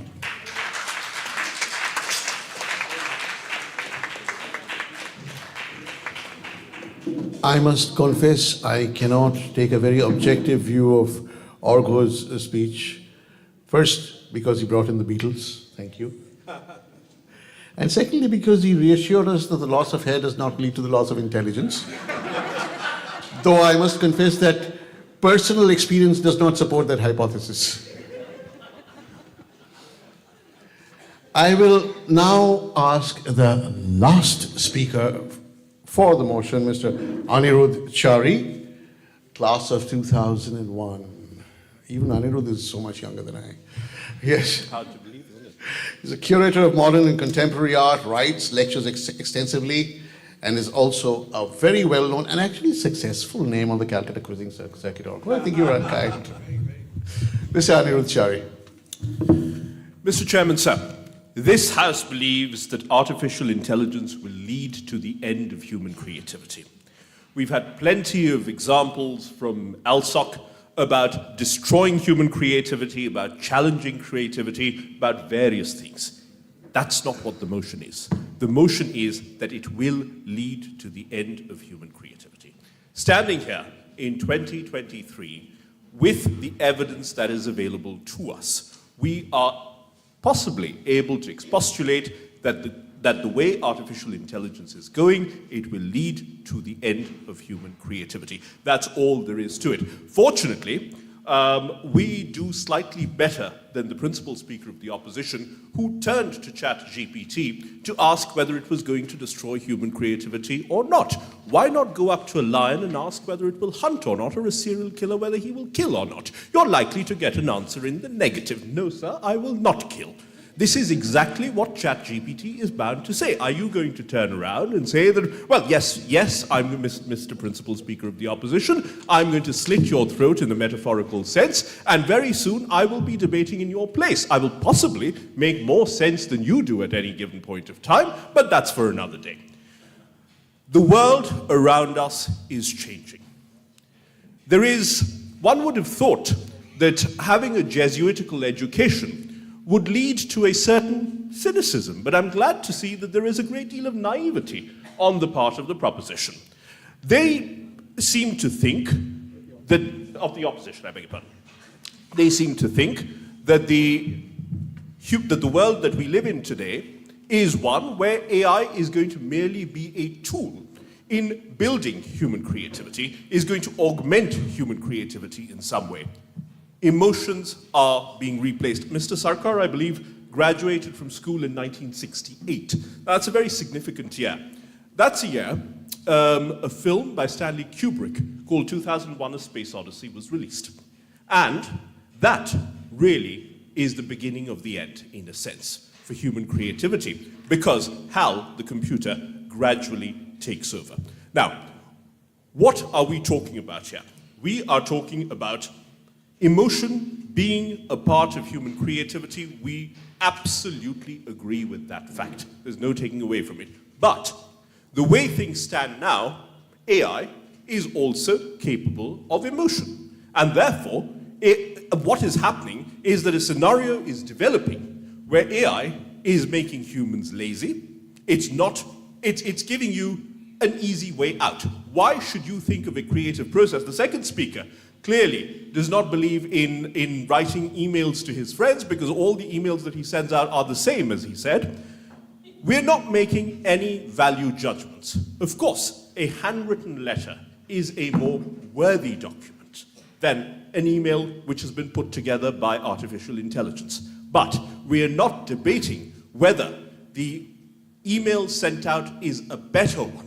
It has led to the end of human creativity in the sense that you do not have to think about the emotions that you need to put in any longer the moment you have put in those prompts. And I'm very glad that Mr. Sengupta brought up the point about prompts, because prompts are really what is leading to the end of human creativity. It is prompting you, artificial intelligence is thinking in a certain way. Mr. Sarkar harped on will lead to the end of human creativity. Absolutely right, sir. It will lead to the end of human creativity, but it will not destroy human creativity. There is a very important distinction to be made between destruction and leading to the end of. Destruction of human creativity would be the destruction of certain faculties of what it is and what it is to be human. Will lead to the end of implies that the way, if I may speak without being interrupted, yes, very much so, in the grand tradition of Parliament, but will lead to the end of implies or suggests that what it will do is that it will stop you thinking for yourself, it will stop you exercising those creative faculties, because that's going to be taken over by artificial intelligence, and that is how it will lead to the end of human creativity. So we've got, there are three, as he said, very significant parts to this motion. Will lead to, so we have established how it will lead to the end of human creativity, and I think we've been able to demonstrate what the end of human creativity is about. Mr. Fourth Speaker spoke about the faculty of intelligence. This motion at no point mentions intelligence. It mentions creativity. Intelligence and creativity are two entirely distinct concepts. What they've been taking is they've been taking words, using partial synonyms for them, and in doing so, building up an argument. Now, if this motion were to say, as going by what they've been saying, this House believes that artificial intelligence has led to the end of human intelligence, perhaps it might not stand. But that's not what we're talking about. This use of semantics, this use of partial synonyms, this use of examples which do not really make any sense at all, including bringing my hair into play, doesn't really mean a thing. They've been extremely creative, and I'm sure if we'd had 5 bits of AI on the side, they may not have done so well, but 10 years later, maybe they will do better, and it will be the end of human creativity, because I think the jokes will be slightly better. Thank you very much. Thank you, Chari. As usual, I would like to take issue with a few of your points, despite my neutrality. But for example, I mean, I'm more of an Asimov fan than Arthur C. Clarke, so the 3 laws of robotics would go against HAL. But again, some very obvious things. I mean, I have never needed AI as an excuse to be lazy. When you talk about letters being superior, I mean, the only people who have preserved my letters all these years are my mother and my wife. So Google will pull up my emails for all eternity. But if I might just summarize your argument, what you're saying is that it's going to end not with a bang, but a whimper. I will now request the last speaker for the opposition, Dr. Kunal Sarkar, who again needs no introduction at all, except that his first line says that he's Senior Vice Chairman of Medica Hospital. That's enough, thank you. Mr. Chairman, sir, the wonderful audience we have with this evening, we are grateful to our friends in ALMA for extending this hospitality to us, and my deepest sympathy to all my ALMA colleagues who were born blank. And that starts off my dear friend, Mr. Pradeep Gupta, because I've always wondered, how did he manage to get into the school that he did? And that solves the question. To Mr. Gupta, I say, that you were born with about 100 million neurons and 100 million synapses and 100 million points of neurotransmission in your brain. You have the same today. It is only because your modality of expression, your method of expression, the language you will put to layers and layers of learning has changed. Every speaker today has accepted the point that we, through our various skills and programs, are transmitting human knowledge to these various machines, artificial intelligence, natural stupidity, whichever you look at it. But the question remains, it's going to be too profound for the ALMA audience this evening, but believe you me, there are 3 questions to which we do not have an answer yet. We do not understand the beginning of life. We do not understand the meaning of death. And human neurology is a zillion miles away from knowing that where lies the center of human consciousness, which is the part of the brain that defines consciousness, which is the part of the brain that defines emotion, which is the part of the brain that gives us this feeling of ethics, of right and wrong. We are completely and sublimely ignorant about these things. So what a human does not know, a human cannot teach, a human cannot create algorithms for that. And to understand that, a more fundamental, philosophical, granular, molecular understanding of human neurology and cerebral function has to happen. Is it going to happen anytime soon? Not in your and my lifetime, not in the least. So what we do not know, today we are fascinated by the word algorithm. It is so modern, it is so contemporary. It is only 2000 years of age because somewhere in 500 AD, a person of Arabic origin in the nearabouts of Uzbekistan, the great Al-Khwarizmi, thought about the word algorithm comes from his name. Because when you write Al-Khwarizmi in Latinized form, the word was algorithm. That is how Latin scholars referred to him. And that is how you got the word algorithm, which is only 2000 years of age. We are thinking, we are trying to get refined, as my friends told you, in the pattern recognition and stuff like that.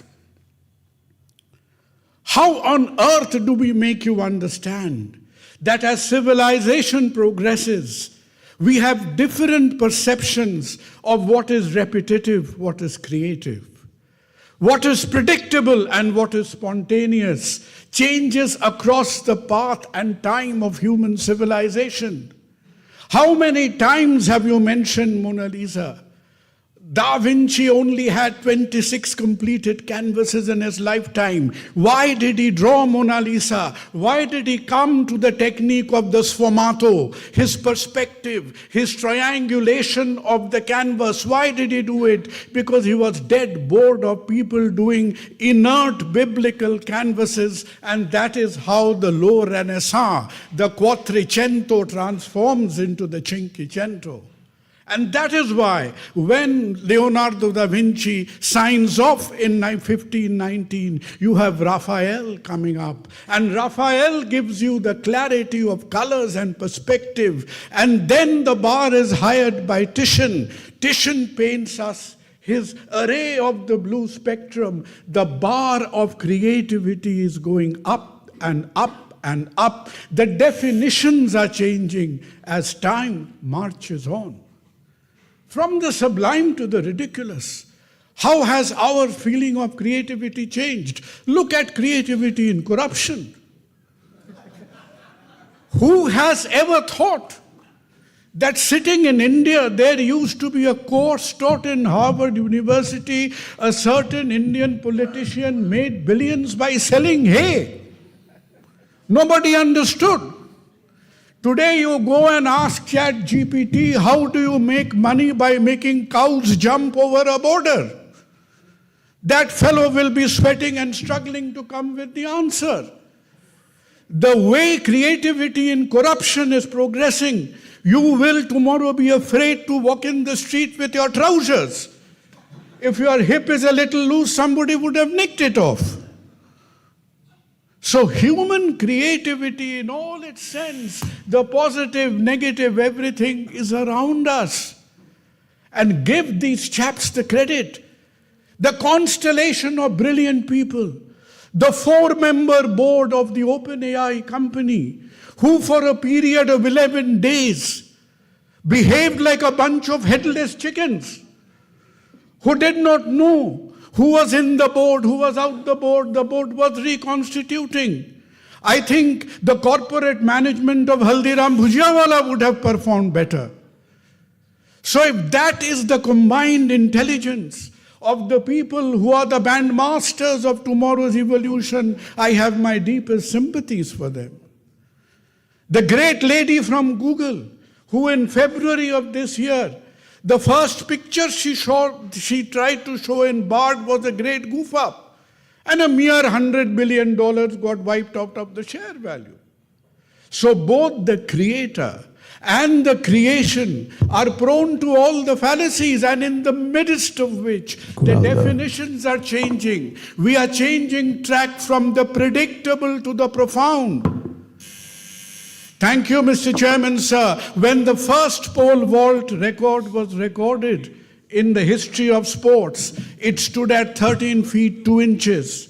Today, When Sergei Bubka jumped the pole vault, it stands at 20 feet 6 inches. That is how the bar of creativity, that is how the watermark of creation is going up and up and up. And for God's sake, realize for once, what you do not know, you cannot teach. Thank you. Thank you, Kunalda, for demonstrating that whether AI can stop creativity or not, it cannot stop you. I do have some issues that we can discuss offline about, the creation of algorithms and how AI can develop certain algorithms on its own. But I think we now move forward to the summing up, first by the opposition and then by the House.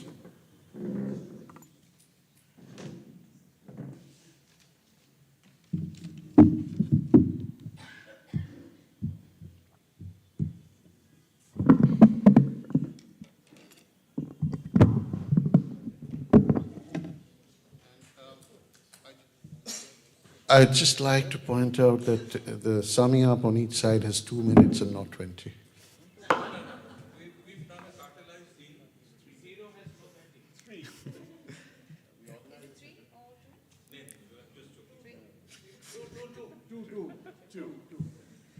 Thank you. I don't think we'll need more than 2 minutes, sir. It's a pretty clear debate, isn't it? I agree with Mr. Guptu when he said that, AI is a lot like us. He actually proved it, except with one slight difference. He says that just like humans, AI also learn and evolve. But his team actually learned and evolved, but they did so in reverse, from the first speaker to the last speaker. Before I come to each of the speakers individually, the three fundamental arguments on side opposition stand uncontested. Number one, the idea of cognition, how emotions and feelings shape creativity. They haven't been sufficiently challenged. They've tried to play around semantics and ended up conducting simian antics, but they haven't really challenged our definition. Number two, curiosity, which our third speaker brought up. It is curiosity that drives the process of creativity. You open ChatGPT, keep it open for 2 hours, 2 days, 2 decades, 2 centuries, it will not grow curiosity. Human beings will. Third point, consciousness, which our last speaker brought up, which unfortunately they can't challenge either. But when it comes to consciousness, that is the bedrock of creativity, ladies and gentlemen. Again, something AI does not have. First speaker comes up and tells us from side proposition that we have no control over the output of AI. That's absolutely not true. We are the ones feeding information to AI, which our fourth speaker proved leads to a different kind of creativity with promptology. With the second speaker, Hamid, he actually, after he left Le Martiniere, he went to St. Xavier's. And I think the Zavarian in him kind of emerged when he was speaking because he largely spoke for our side. So I'm not going to do Hamid a disfavor by criticizing him. Third speaker comes up and says why there are no LMG speakers. I'm sure that's not the first time Le Martiniere boys have heard a no from Le Martiniere girls. Maybe the AI software, as he mentioned, Dolly and Sophie, maybe they should be asked the next time. I'm sure they will not say no. Finally, the fifth speaker comes up and talks about lions and serial killers. Well, you know what? Lions and serial killers have their own agency. AI does not. The agency that AI has is the agency that we give to them. I'll wrap up in 5 seconds. The fourth speaker actually came up and said that ChatGPT is a work in progress. Unfortunately, for the proposition, that is exactly what they are as well. Thank you so much.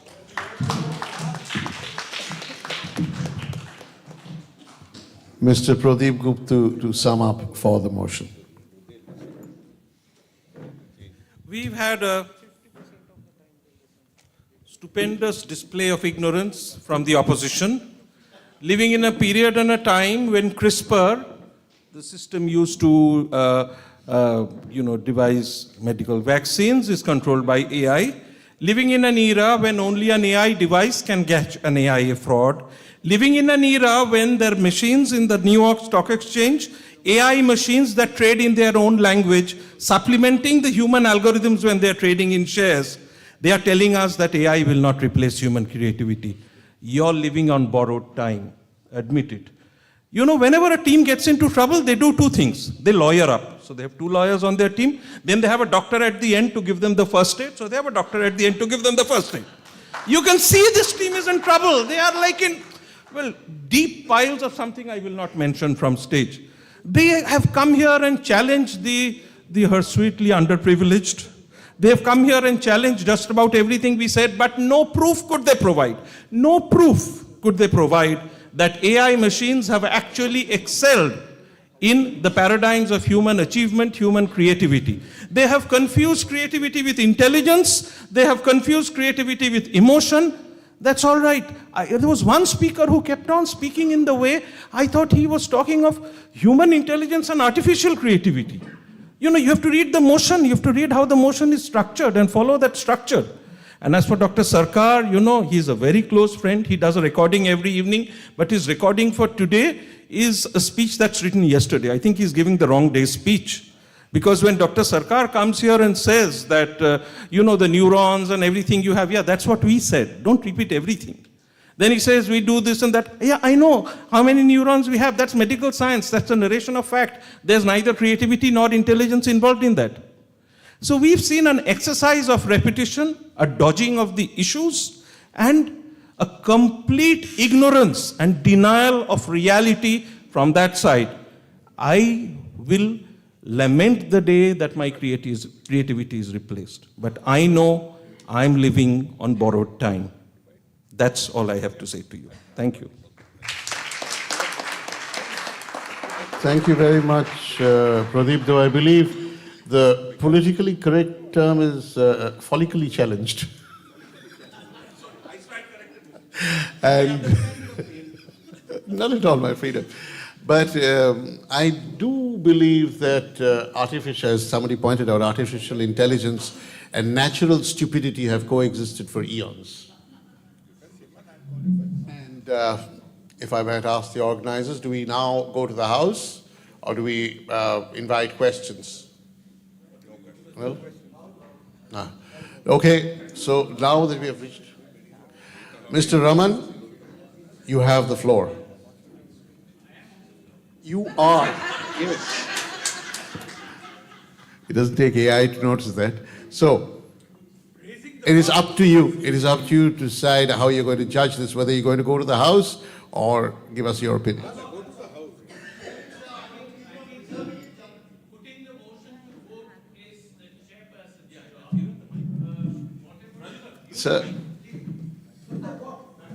Sir, you are the judge. I would not risk contempt of court.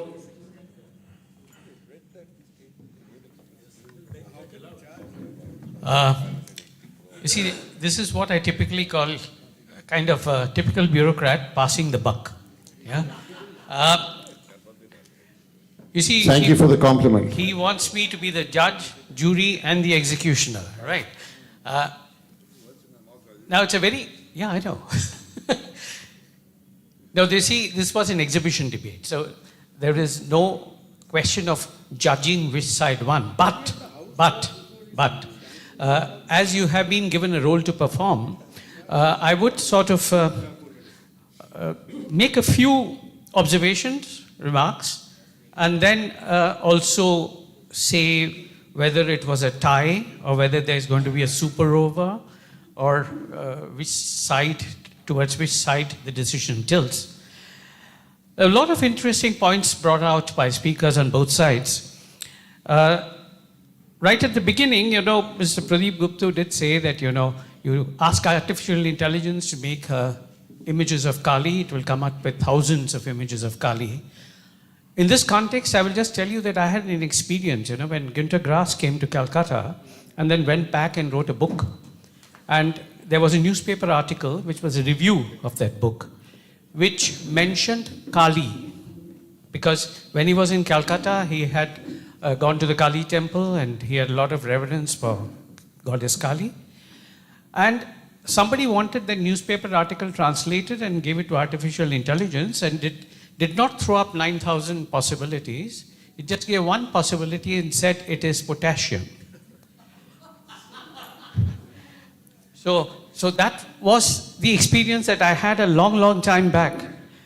Of course, Priyam did come up and say, yes, artificial intelligence gets trained in a particular way, and that is the way that it will behave. Absolutely. It is not only the artificial intelligence that does it. In today's newspaper, I saw that some dog is going to be taken to Bhubaneswar to be trained how to detect a living human life under a debris. And that is something which the dog needs to be trained for, naturally. You see, if it is trained to do that, it will probably perform that job also very, very efficiently. There's another kind of training, not only dogs. You see, you might have heard this several times, maybe even at the risk of sounding repetitive, I might say, this little anecdote about the two parrots of the priest and the prostitute, you see. Parrots are also trained to repeat, okay? So, a prostitute and a priest were living, they were neighbors, and both had a parrot each. And the prostitute once went to the priest and made a confession and said, my parrot is getting very, very naughty. You know, whoever comes in, it says, let's make love, let's make love. And the priest said, okay, you leave your parrot with my parrot, because whenever somebody comes into my place, my parrot says, let's pray. So this parrot was taken to the other parrot, and the other parrot immediately said, let's make love, let's make love. And the priest's parrot immediately retorted, finally my prayers have been answered. Now, do you call that natural intelligence, artificial intelligence, or smart intelligence? I wouldn't know. But even after training, there is an input that comes from the parrot, which is something that I think side proposition is fearing as far as artificial intelligence is concerned over here.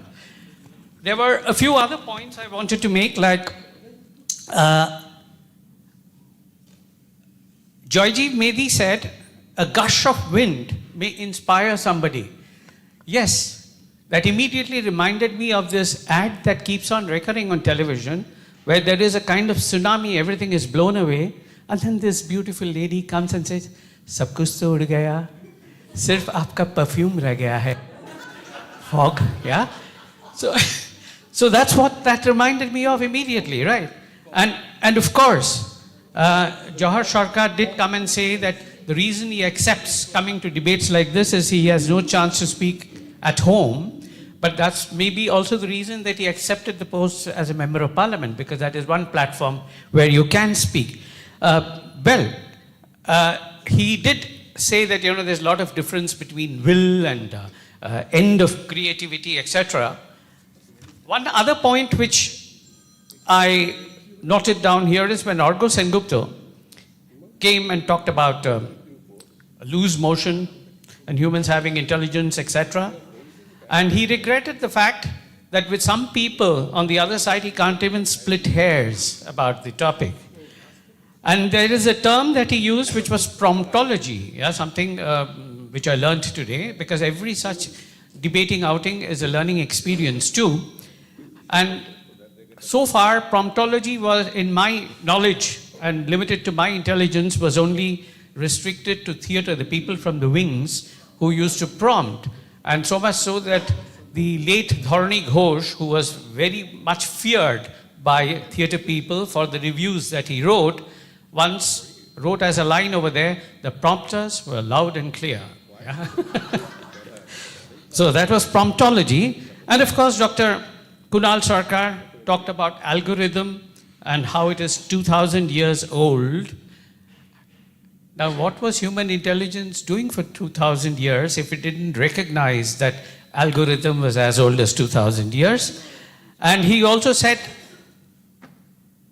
you see, there are different ways of creativity. It's not always positive creativity. It could be negative creativity too, which is used in the form of corruption, rightly so. And it is matters of concern for all of us with all the news that we read about and all the things that we hear about from friends, about fraudsters nowadays who are using artificial intelligence to drain out our bank accounts, you see. So at one point of time, and I still travel by public transport, so when you cross the area of Topsia and Park Circus, every single day you will suddenly hear commotion where you would say, hey, wallet mere diyeche amar, huh?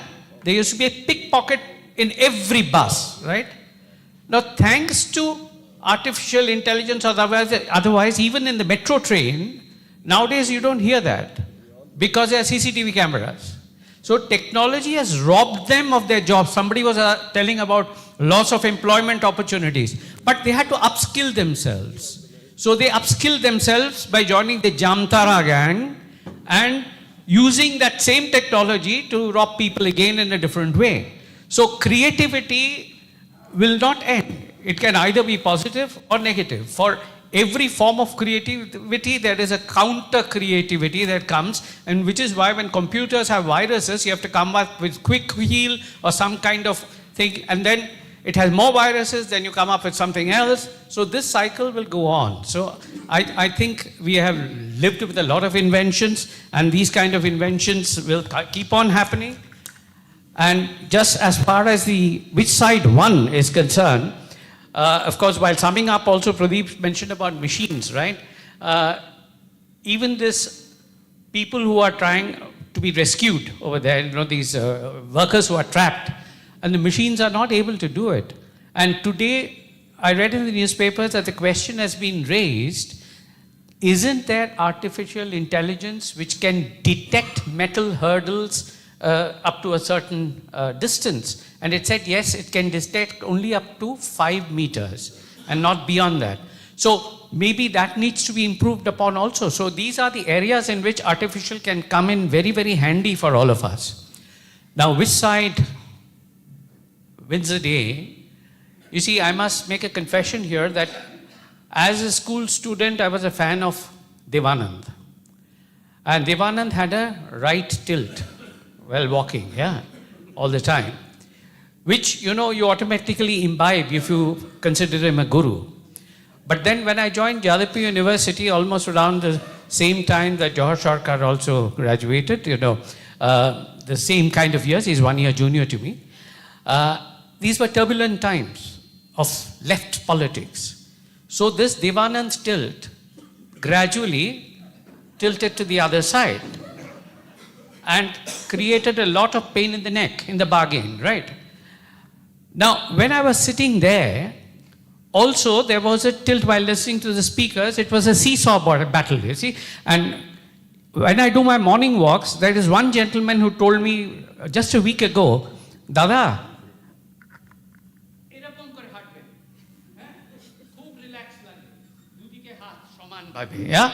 I tried it. So I tried that even here. But then sometimes my hand went that side, sometimes it came this side. But then when I face you now and I'm come up over here, that right Devanand tilt gradually became a slight left tilt. So that is my verdict, a slight left tilt. Thank you very much. Thank you very much, sir. Would the House like to state their verdict? The rest, as I said earlier, is silence. May I conclude by thanking the organizers, the speakers, the judge, and hand it over to Anil. Are you the person in charge here? Mr. Vishal Jhajarya, if you could please take over from here, and we shall make our way off stage. Thank you. We had a very lovely debate. Apparently, we're not allowed to go off stage. No, you sit on your chair. I'll first invite the principals to say a few words. I'll invite Mrs. Sarkar to say a few words first. They are in a rush. They have spent a lot of time with us. They have a big carnival going on. Even after that, they are here. A very big thank you from us. Mrs. Sarkar, please.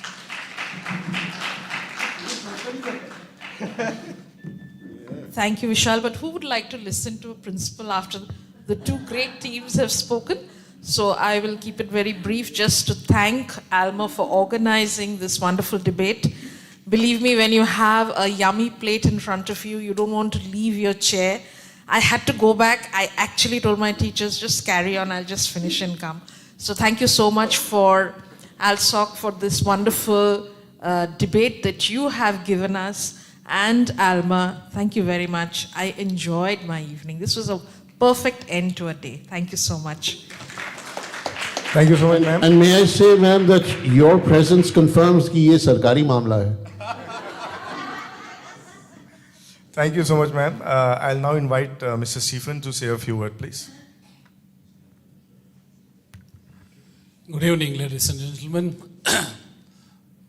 I'm really happy to be here to listen to you. I'm more inclined to listening to you today than saying anything more than that. All right? While I was listening, the thoughts were going in me when we are, as educators, trying to find the solutions to stop using mobiles in the hands of students. When this AI comes, where are we going to go? All right? How are we going to fight this particular battle? That is what was going in my mind. Thank you so much for this evening. We really enjoyed listening to your thoughts. Okay? Thank you. Thank you, ALMA, also. Thank you so much, sir. I'll just take a few more minutes of both the principals. We'll just give over the mementos, please. Can we just carry it to the stage? I would also like to express my thanks to the timekeeper for her valiant but often futile efforts. Ma'am, can we just, sir, can we just go on the stage and give over the mementos, please?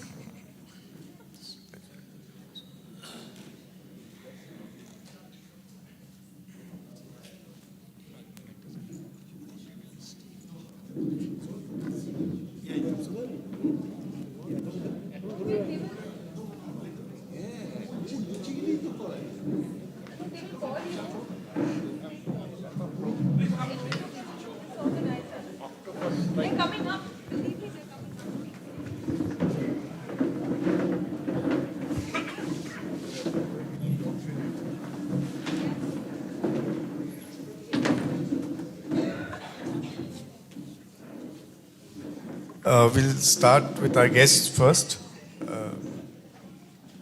First, the moderator.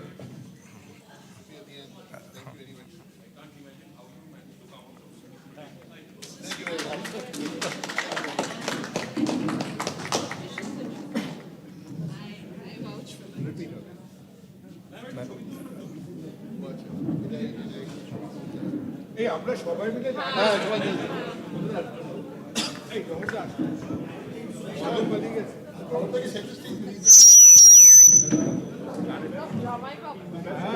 I have to go to one of the Why don't Mr. Ramalingam, why don't Mr. Ram, you also come on stage? Sanjay Loila, you can come. Anil, come on stage. Bhumi, we can take a group photograph.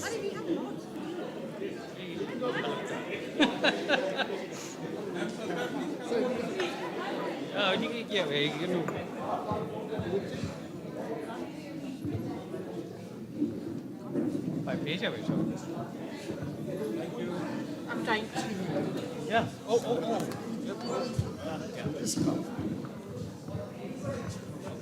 People on the sides will get cut out. Please, you should come. Come on. Go in the front. Go near the guys, please. Go that side. I don't think he'll come like this. Sir, in the center.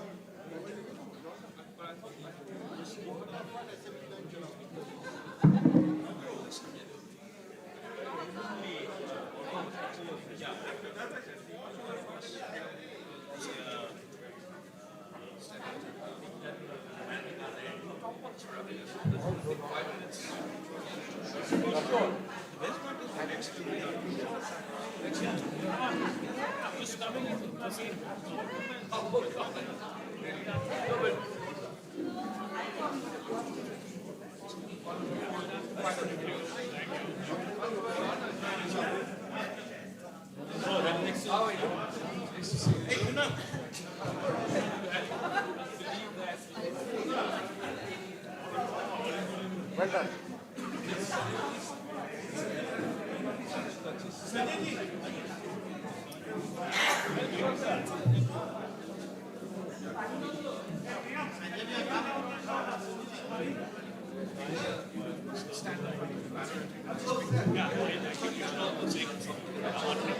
Exactly. Anil, Martinian photo. I give the bag.